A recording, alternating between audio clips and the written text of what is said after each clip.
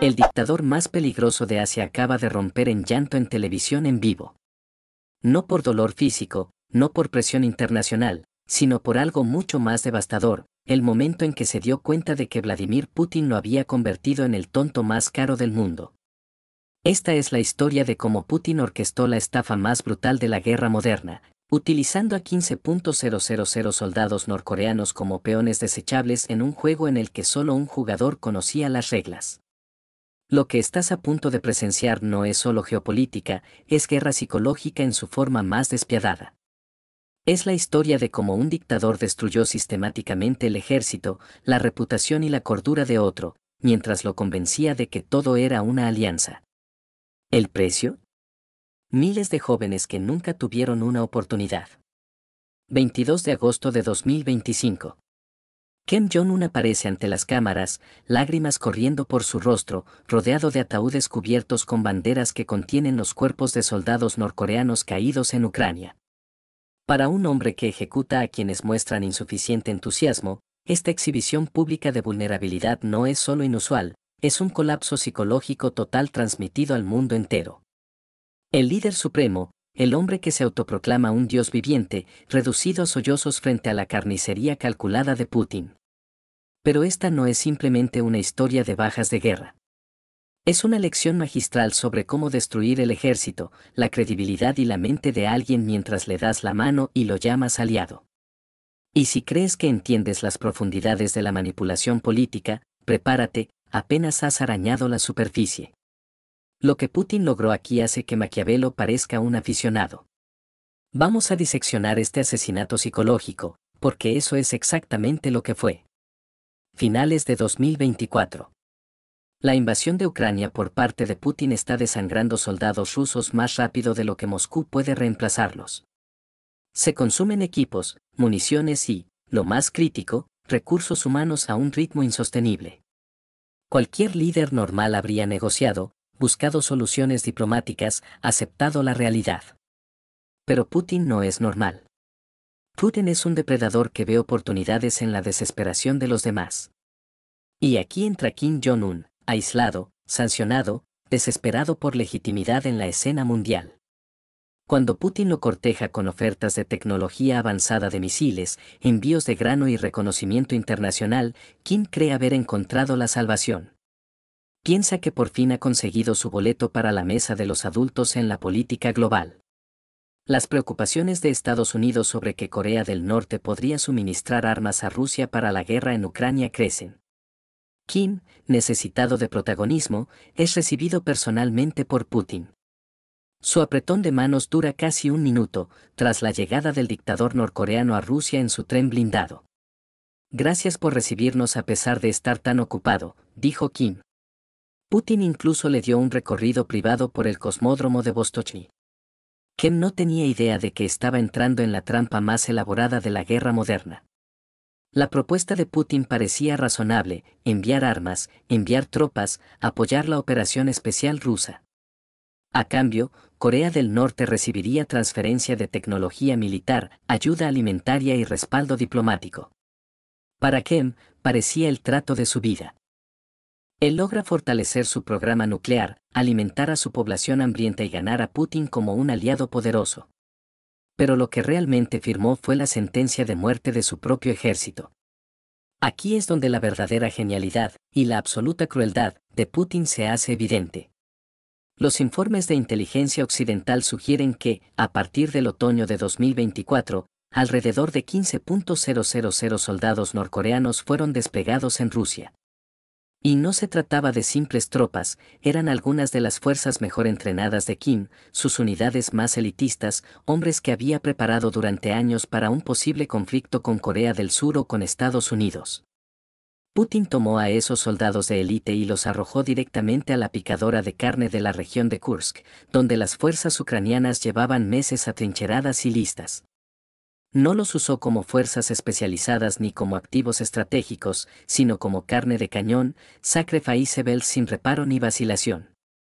Las cifras de bajas son estremecedoras. Funcionarios estadounidenses y ucranianos estiman que, para agosto de 2025, más de 4.000 de esos 15.000 soldados norcoreanos habían muerto o resultado heridos. Estamos hablando de tasas de bajas superiores al 25% en solo unos meses de combate, números que en cualquier nación civilizada provocarían investigaciones militares e incluso la caída de gobiernos. Pero a Putin no le importan las bajas norcoreanas, de hecho, cuenta con ellas. Putin entendió algo que Kim no: los soldados norcoreanos no tienen experiencia real en combate.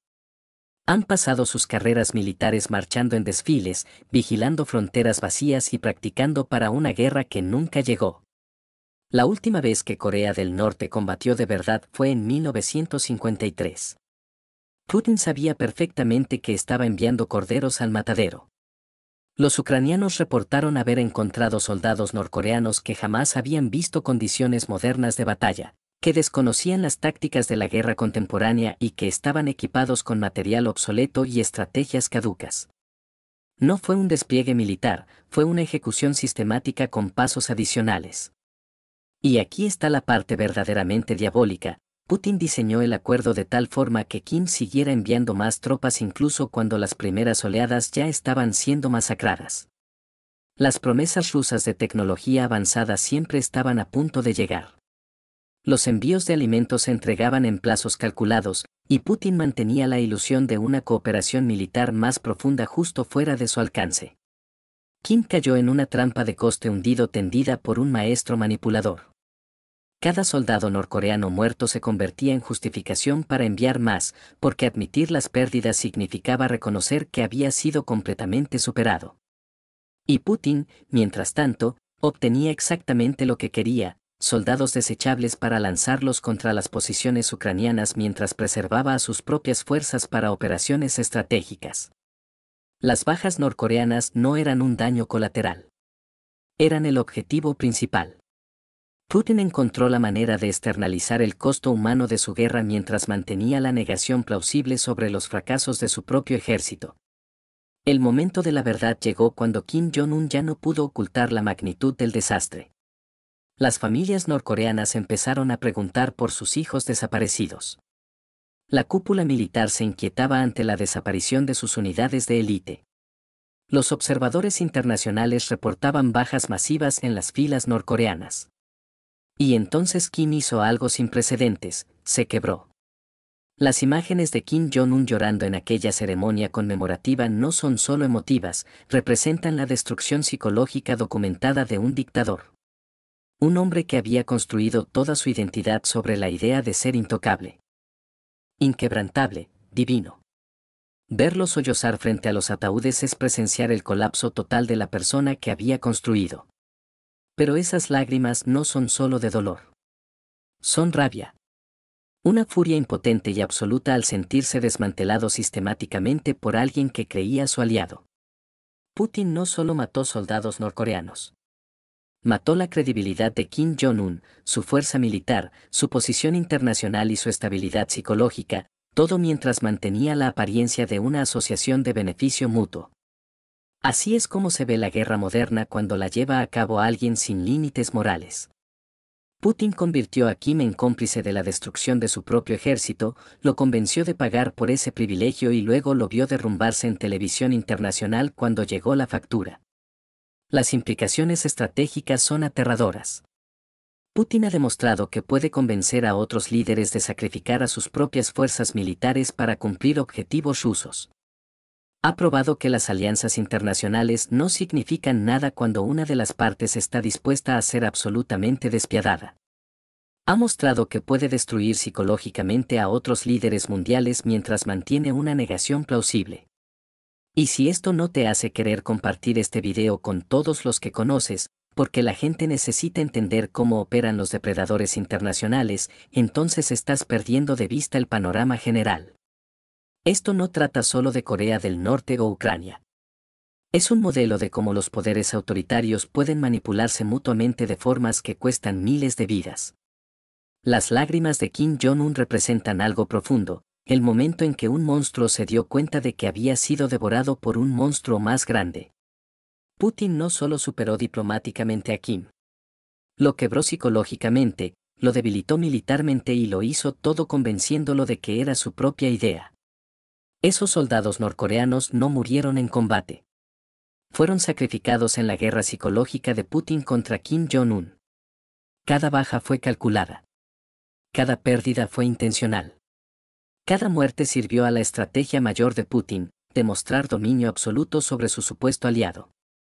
La ceremonia conmemorativa que organizó Kim no fue solo para honrar a los muertos. Fue el desfile de la victoria de Putin transmitido por la televisión estatal norcoreana. Cada lágrima que derramó Kim fue evidencia del control psicológico total de Putin. Cada sollozo fue la confirmación de que Putin había logrado quebrar a uno de los dictadores más temidos del mundo. Putin ha creado algo sin precedentes en la guerra moderna, un sistema en el que los aliados se convierten en víctimas, las asociaciones en depredación y los apretones de mano en sentencias de muerte. Ha probado que, en su mundo, los soldados de los demás son desechables, los líderes de los demás son manipulables, y la soberanía de los demás es negociable. Kim Jong-un aprendió esta lección de la peor manera posible, viendo morir a miles de sus soldados por los objetivos de Putin, mientras Putin contaba los cuerpos y sonreía.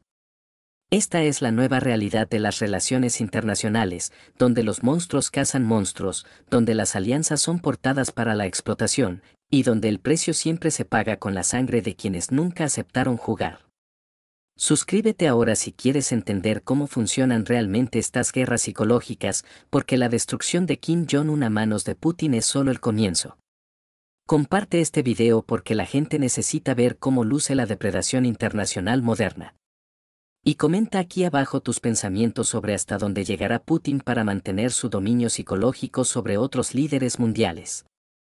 Porque si Putin puede reducir a Kim Jong-un a lágrimas en televisión internacional mientras usa a sus soldados como carne de cañón, imagina lo que está planeando para líderes que no tienen armas nucleares con las que protegerse. El juego más peligroso del mundo no es el ajedrez.